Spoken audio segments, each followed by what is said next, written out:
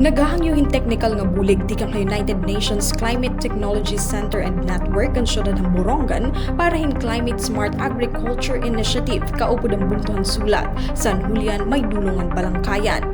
Iniin para hapagpakusog ang seguridadhan pagkaon ngan pag-andamhan probinsya ang mga epektohan pa bag-ubag nga klima o panahon.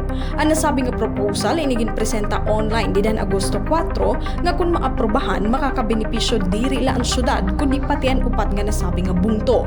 Pinangunahan ni City Mayor Jose Ivan Dayan Agda ang delegasyon ng Borongan kaupod ang mga opisyalty nga city planning, environment ngan agriculture sugid man ang mga representante han upat nga bungto. Ira igin presenta ang proyekto nga duha panel han Korea Environment Institute ngan Sustainable If hapangungunahan Climate Change Commission of the Philippines. Gindisenyo ang proyekto base mabuligan ang mga paraguma nga makasabay hapadayon nga pagbag-ohan klima ngan mga epekto hini ha agrikultura. Lakip ha proposal ang pagtukod hin mga pasilidad para ha seed storage ngan mga demonstration sites nga magagamit ha pagtutdo hin climate smart nga mga pamaagi ha pag-uma.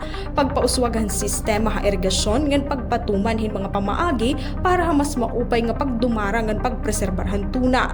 Paggamit hin renewable energy. Sugid man ang pagpauswagan kalidad han mga lokal nga produkto. Antispahan presentasyon, nagdumaring konsultasyon ang mga opisyal han Borongan City ngadto ha mga mayor han upat nga bungto kaupod din mga representante han sektor han agrikultura.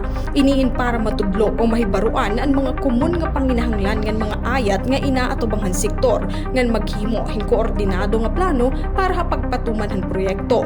Hapag kaya na adan ha proseso han ebalwasyon ang proposal. Positibo naman nga ginuhulat han mga lokal nga leader ang pinal nga desisyon kasumpay hini.